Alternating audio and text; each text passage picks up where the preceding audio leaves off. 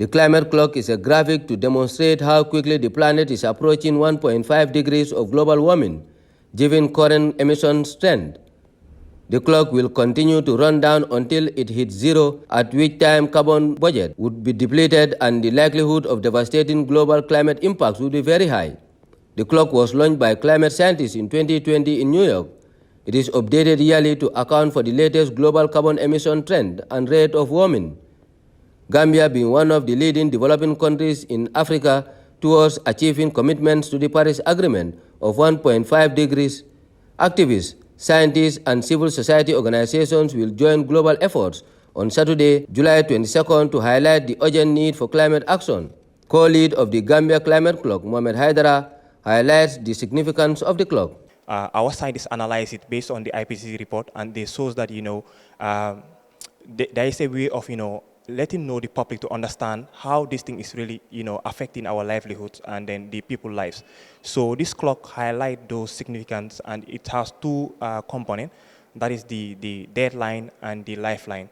So the deadlines show us that the urgency, and then how critical are we losing our the amount of carbon that are no more sequestering but affecting the atmosphere. Almost all other scenarios for humanity's near-term greenhouse gas emission also predict global warming of 1.5 degrees between 2030 and 2035. Apparently, report shows that the world is experiencing its highest temperatures in July this year, especially in polar regions. Activist Kemo Fati of Green Up Gambia attributed that some of the contributing factors are human-induced. We have allowed ourselves to think of borders as a way of controlling our own human civilization. Rather, we should be living and thinking together as a species. So that means that, when it's frozen on the northern hemisphere, by now the human species should be making their annual migratory journey to the tropics. So we should not be overpopulated. Because we are overpopulated, we've become invasive. Now we have to find adaptation and build, our own livelihoods in different places. And with this comes destruction of nature. And with destruction of nature is destruction of ourselves. And this is why we have reached at this point in less than 200 years.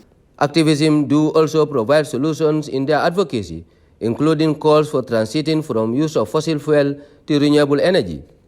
The amount of energy that the sun is putting on the earth in a period of 1 hour, we don't use in 10 years, all of us as humanity.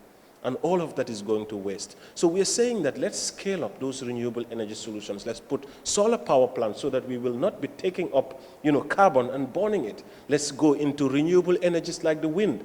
But here we are, when we talk about these lifelines, we are also not just sending a global message for.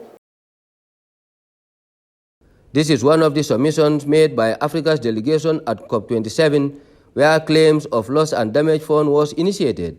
However, big polluters like the US and China are still battling as to who is the biggest polluter and who should compensate what. The capitalist world and the industrialized countries continues to give less attention to their emission levels, and Kemo is calling on all and sundry to join the climate rally on Saturday. Ousman Manneh, GRTS.